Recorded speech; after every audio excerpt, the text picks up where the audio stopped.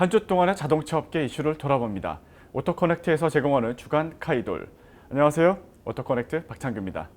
이번 한 주는 신차와 신제품 소식이 유난히 많았는데요. 본격적인 나들이철이 시작이 돼서 이제 여름 휴가철을 앞두고 이제 SUV 출시가 굉장히 또 많았습니다. 지난 21일이었습니다. 6년 만에 완전 변경 모델로 돌아온 토요타의 라브4가 출시가 됐습니다. 운전의 다이내믹함과 강력함, 정교함, 세련됨 이런 의미를 담아서 개발이 됐다고 합니다. 토요타의 글로벌 아키텍처죠. TNGA 플랫폼이 적용이 돼서 저중심 그리고 경량화, 고강성화를 실현하면서 주행 안정성과 핸들링 성능이 굉장히 좋아졌다고 자신했습니다. 일단 외관 디자인은요 대담하고 굉장히 강인해졌죠. 강렬한 SUV의 컨셉을 전달하려는 것 같은데 옥타곤 두 개가, 그러니까 팔각형 두 개가 맞물린 그런 이제 크로스 옥타곤 콘셉트의 입체적인 디자인이 특징입니다. 이렇게 디자인만 달라진 게 아니라 성능도 아주 살짝 터프해졌는데요. 가솔린 모델은 2.5리터 다이나믹 포스 엔진이 탑재가 돼서 최고 출력이 207마력 그리고 최대 토크가 24.8kgm의 힘을 냅니다. 하이브리드 모델도 출시가 됐습니다. 하이브리드 모델은요 총 218마력의 총 시스템 출력을 냅니다. 그리고 최대 토크는 22.5kgm고요. 자, 그리고 가솔린 엔진은요 8단 자동 변속기가 맞물리죠. 특히 하이브리드 모델에서 약간 변화가 더 있습니다. 뒷바퀴에서 힘을 보태주는 게 더 강력해졌거든요.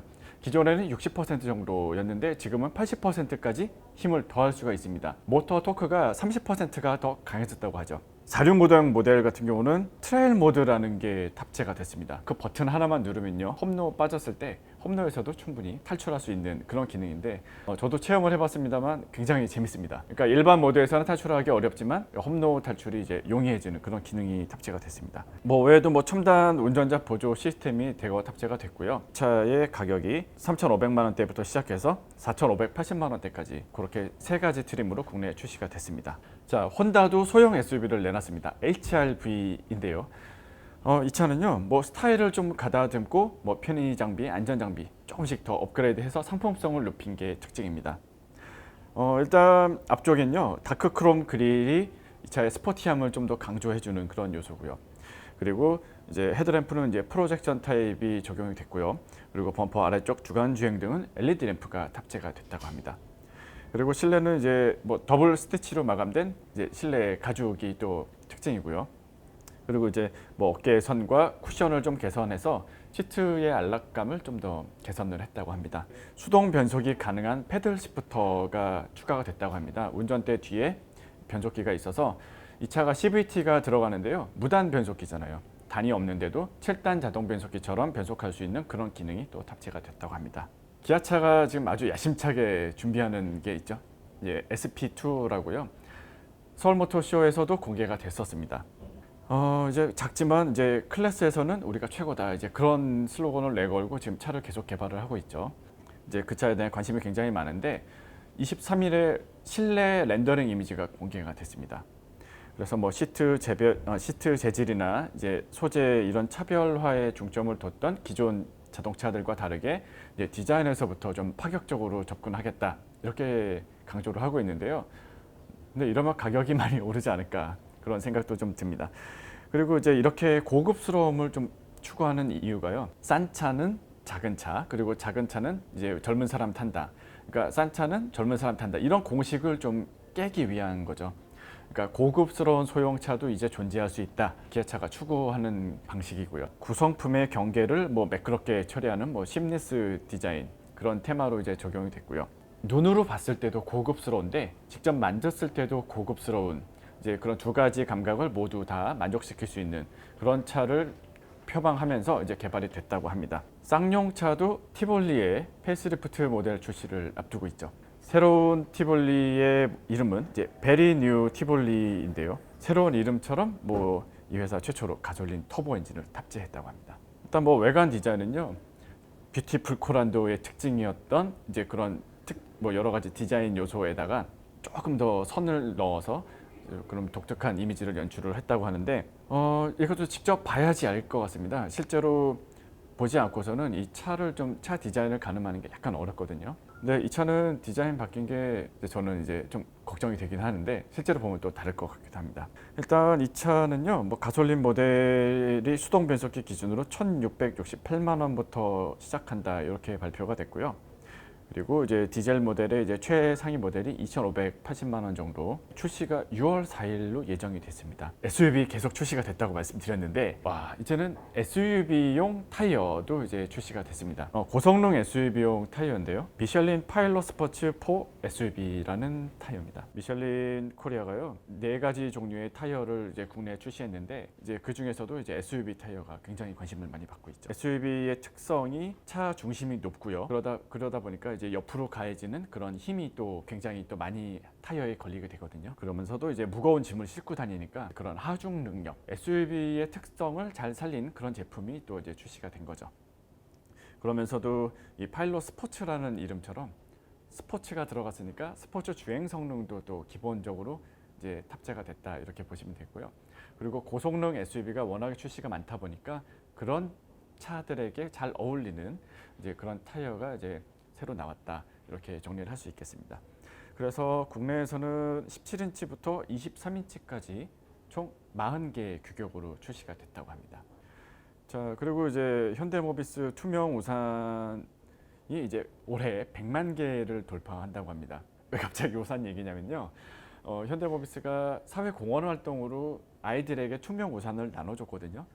근데 그게 2010년부터 지금 이제 실시를 해오고 있는데 어느덧 100만 개를 나눠주게 됐다고 합니다. 아이들이 우산을 쓰면요, 팔이 힘이 약하고 우산이 더 크기 때문에 이제 앞에 시야를 많이 가립니다. 그런데 투명 비닐 우산을 주면요, 앞에 시야가 잘 보이죠. 이제 그렇기 때문에 아이들에게 더 안전한 교통 환경을 만들어주기 위해서 모비스가 사회공헌 활동을 시작을 했죠. 우산 다 투명한 우산이고요. 그리고 이제 우산의 끝부분 테두리가 빛을 반사하는 소재로 만들어졌다고 합니다. 그래서 자동차 라이트가 비춰지면 이제 반짝반짝거리니까 이제 아이가 있구나 이제 쉽게 알아차릴 수 있다고 합니다. 지난 13년간 메르세데스 벤츠가 속한 다임러 그룹을 이끌어온 디터 제체 회장이 퇴임했습니다. 다임러 그룹은요, 디터 제체의 이사회 의장 겸 메르세데스 벤츠 승용 부문 회장이 22일 현지 시각으로요, 독일에서 열린 연례 주주총회를 끝으로 자리에서 물러났다고 발표를 했습니다. 올라 칼레니우스 전 메르세데스 벤츠 자동차 개발 및 그룹 연구총괄이 신임 회장에 취임을 했죠.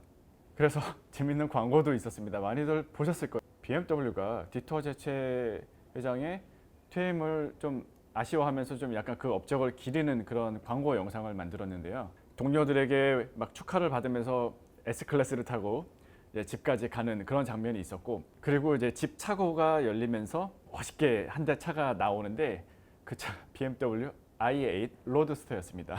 그 차를 몰고서 이제 어디론가 떠나는 디터 제체 회장의 모습이 나왔습니다. 그동안 엔진과 여러 가지 큰 업적을 남겼던 그런 회장이 이제 최신형 전기차를 타고서 이제 또 어디론가 떠나는 그런 모습이 굉장히 이채로웠다, 그리고 위트 있다, 이제 그런 평이었는데, 근데 이에 대해서 메르세데스 벤츠 측이 공식 입장을 또 내놨습니다. 보통 우리나라 같으면은 약간 좀 싸울 수도 있는데, 벤츠가 이제 뭐라고 했냐면요, 디터 제체 회장은 은퇴 후에 우리의 브랜드 EQ를 계속 이용할 걸로 100% 확신한다. 이렇게 또 공식 입장을 발표를 했거든요. 위트와 비트의 대결이었던 그런 점도 굉장히 또 재미있었던, 그리고 이번 한 주간에 아주 또 큰 이슈가 됐었던 이제 그런 내용입니다. 자동차 경주의 최고봉이죠. 포뮬러1의 전설로 꼽히는 니키 라우다가 향년 70세로 별세했습니다. 니키 라우다는요, 폐 이식 수술 후 이제 투병 중에 8개월 만에 이제 세상을 떠났다 이렇게 알려져 있는데요. 1976년에 독일 뉘르부르크링에서 열린 그랑프리에서 이제 좀 차가 벽에 충돌하는 아주 엄청난 사고를 겪었는데, 그때 오른쪽 귀 대부분을 잃으면서 이제 코마 상태에 빠졌거든요. 그러다가 이제 6주 만에 이제 레이싱에 복귀하면서 불사조라는 별명을 얻었습니다. 뭐 불사조처럼 살아왔다, 뭐 이런 뜻을 담고 있는 거고요. 영화 러시를 통해서 이런 내용이 이제 스크린에 옮겨지기도 했습니다. 집안이 금융 집안이었는데 이제 사업 수단도 굉장히 좋았다고 합니다. 그래서 라우다 항공의 CEO로 또 활약을 했었고요. 그리고 2001년에는 제규어 포뮬러 1 팀의 보스로 활약을 하기도 했다고 합니다. 이처럼 엄청난 업적을 남긴 니키 라우다를 좀 많이 그리워하시는 분들이 많겠지만 앞으로 이제 그의 업적을 기리는 이제 많은 행사도 또 열릴 거고요. 이제 또 많은 이제 기록물을 통해서 니키 라우다를 또 다시 만날 수 있을 것으로 그렇게 기대를 하고 있고요. 그리고 앞으로 제2의 제3의 니키 라우다 같은 아주 훌륭한 선수들이 나올 수 있도록 또 그 다음 세대를 위해서도 또 노력을 많이 해야 될 것 같습니다. 자, 그리고 지난주에도 말씀드렸는데 지난 16일에 이제 기본급 동결 보상금 100만 원, 그리고 성과 및 특별 경력금 976만 원, 그리고 생산 경력금 50% 지급도 하고요. 그러면서도 이제 근무 강도 개선 방안도 이제 마련해 달라, 또 이렇게 협상이 됐었죠. 그랬는데 이제 이 이후에 2천여 명의 이제 조합원들이 참여한 21일 찬반 투표에서 이제 과반 이상 찬성표를 얻지 못해서 이 합의안이 부결된 겁니다. 근데 이제 공장 쪽에서 반대를 했을까 생각을 했더니 또 그게 아니었더라고요. 공장 소속 조합원들은요, 찬성이 52.2%였고요. 그리고 반대가 이제 47.2%로요. 노조 출범 이후에 1차 투표로 가장 높은 투표율을 보였습니다. 역대 최대 찬성률을 보였던 거죠. 영업지부 소속 조합원들이 찬성 34.4%, 그리고 반대가 65.6%로 오히려 반대가 더 많았던 거죠. 공장에서 반대할 걸로 생각을 했더니 이제 영업 조직에서 반대를 많이 해서 이번 투표 결과에 좀 영향을 미쳤다, 이렇게 발표가 됐는데, 이게 그 기업 내부의 그 조직 구조 때문에 그렇게 또 이런 영향을 미쳤다, 이렇게 또 알려져 있습니다. 의외의 결과가 나와서 좀 여러 관계자도 좀 많이 충격을 받은 것 같고요. 앞으로 일정은 아직 정해지지 않았다고 합니다. 이거 부디 잘 마무리돼서 좋은 소식이 이어지면 좋겠습니다. 이 자수 되게 불편하다. 여기 이러고 앉으니까. 오토커넥트 구독, 좋아요, 알람 설정까지 다 하셨죠? 기대할게요.